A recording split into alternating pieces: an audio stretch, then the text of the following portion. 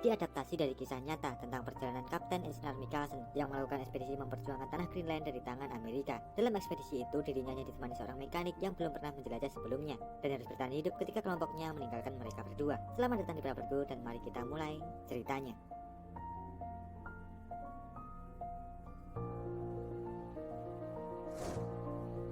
Mengambil latar di Greenland pada tahun 1909. Pada saat itu telah dilakukan sebuah ekspedisi yang menyebabkan kaki Jorgensen membeku saat pergi dengan sang kapten Mikkelsen.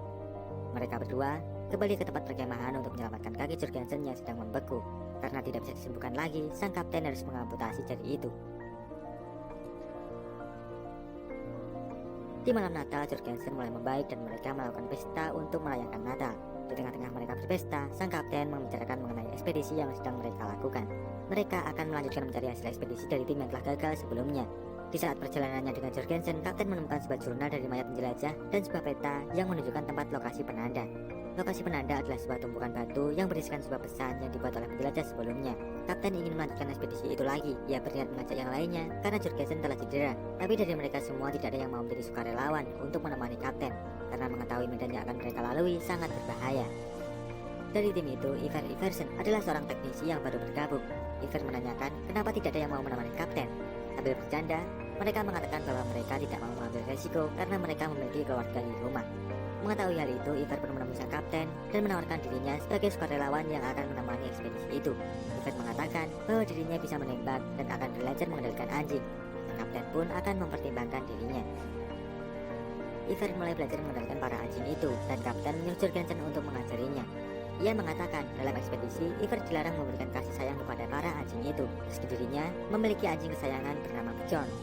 Dalam perjalanan nanti, ketika beban makanan sudah berkurang, Ivar disuruh membunuh anjing yang terlihat sudah lemah dan memberikan dagingnya kepada anjing lain. Kapten meminta pendapat dari Lauk tentang Ivar yang akan ikut bersamanya. Lauk mengatakan bahwa Ivar akan sanggup menjalankan ekspedisi itu bersama kapten. Ekspedisi mereka bertepatan dengan dibangunnya sebuah kapal legendaris, yaitu kapal Titanic, yang tentunya pada masa itu Titanic merupakan sebuah kapal yang sangat megah. Sambil menikmati kopi, mereka mencoba menakut-nakuti Ivar bahwa dirinya akan melakukan perjalanan dengan suhu minus 40 derajat dan beberapa tempat mengerikan yang akan ia lalui. Tapi Ivar tidak menghiraukannya dan hanya tertawa mendengar hal itu. Sementara itu, Jorgensen meminta maaf kepada kapten karena dirinya tidak bisa menemaninya lagi. Jorgensen juga sangat khawatir dengan sang kapten dengan mengatakan bahwa dirinya tidak muda lagi. Ditambah, ia hanya ditemani seorang teknisi biasa. Jorgensen sempat menyuruh kapten untuk membatalkan niatnya karena kapten mempunyai Naya, seorang kekasih yang sedang menunggunya di rumah. Tapi sang kapten tetap teguh pada pendiriannya. Ia akan pergi besok karena itu adalah tugasnya.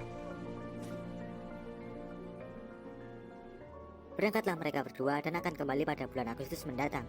Di awal perjalanan, mereka sudah dihadapkan dengan tanjakan yang mengharuskan mereka untuk menaiki tanjakan itu. Setelah berhasil melewati itu, malam pun tiba dan mereka mendirikan tenda.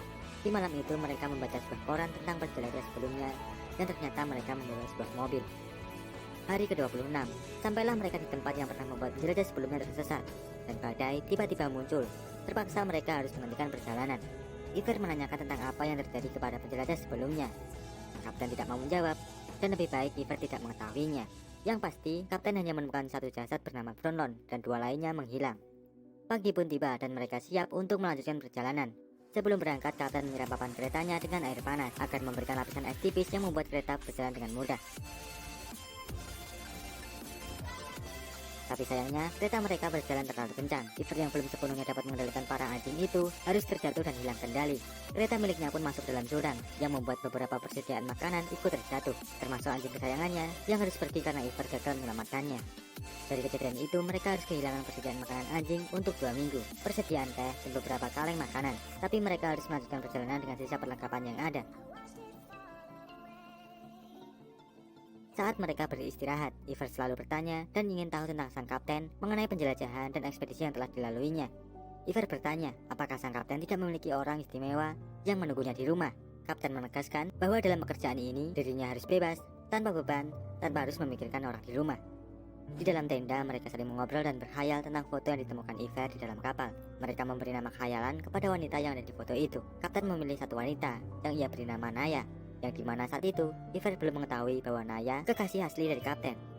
Di saat tertidur, kapten melihat Naya di sampingnya. Saat mencoba menyentuhnya, kapten terbangun dan ternyata itu hanyalah sebuah mimpi. Sedikit demi sedikit mereka melanjutkan perjalanan. Iver menembak salah satu anjingnya yang terlihat sudah tidak mampu dan memberikan dagingnya kepada anjing lainnya.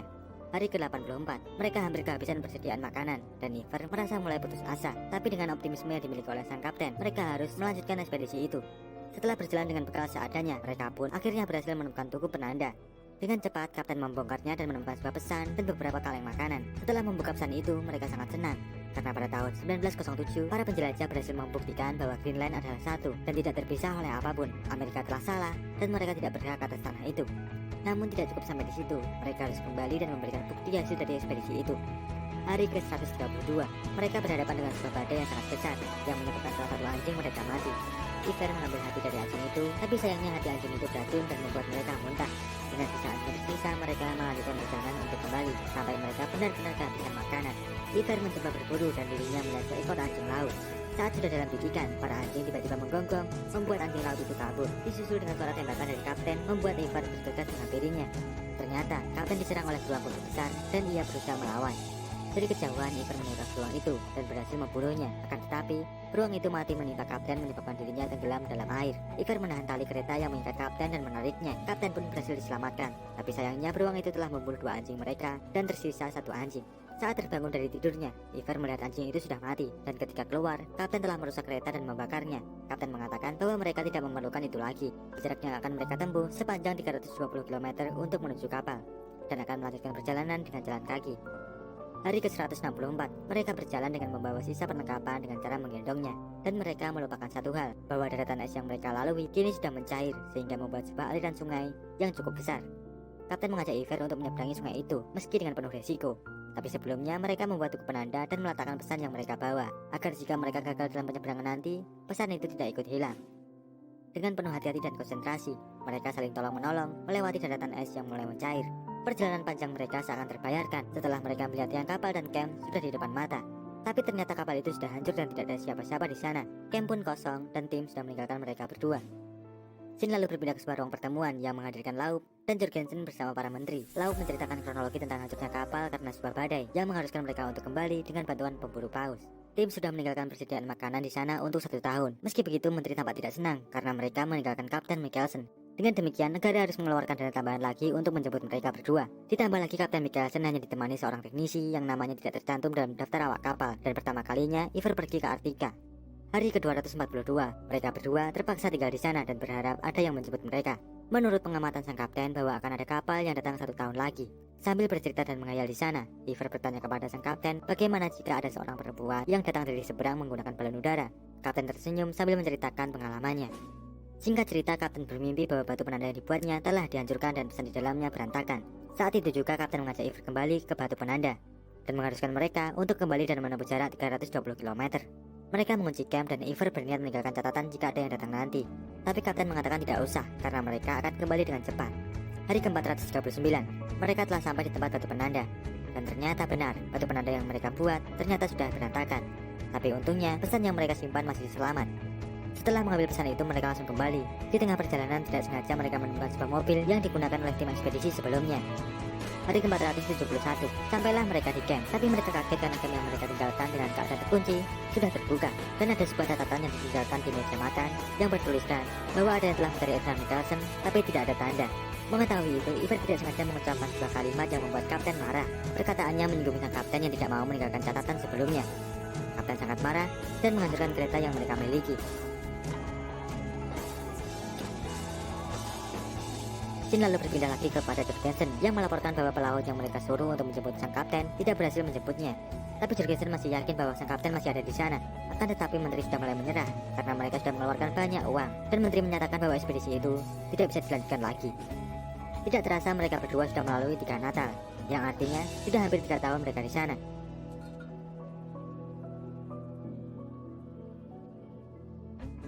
Hari demi hari mereka lalui hingga sang kapten mengalami halusinasi bahwa ia melihat balon udara yang mendatanginya. Ketika dihampiri, ternyata itu adalah Naya kekasihnya. Dengan sangat senang, kapten memeluknya. Tapi Iver yang melihat hal itu merasa ada yang aneh pada sang kapten. Semenjak hari itu, Kapten selalu berkhayal bahwa Naya ada di sampingnya, dan dirinya ternyata mendapat sebuah luka di lehernya. Hingga suatu hari, Iver baru pulang membawa hasil buruannya. Kapten berkhayal dirinya sedang berdansa dengan Naya, dan saat Iver masuk, Kapten lalu mengusirnya. Kapten mengambil sebuah pisau dan menghampiri Iver yang bersembunyi ketakutan di dalam gudang makanan. Ternyata Kapten hanya meminta bantuan Iver untuk merobek luka di lehernya.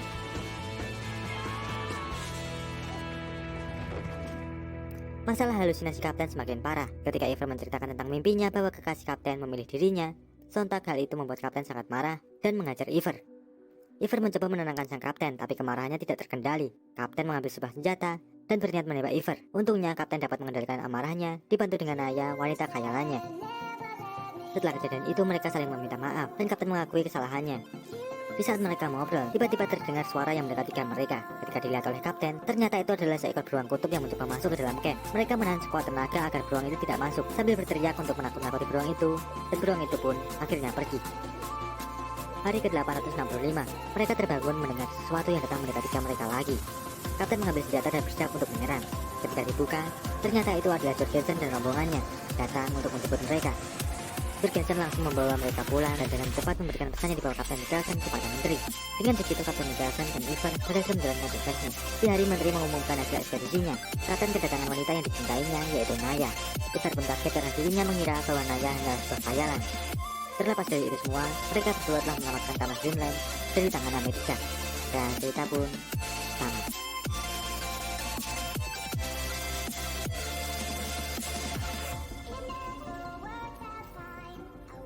Dan ya, cukup untuk cerita film kali ini. Terima kasih dan sampai jumpa.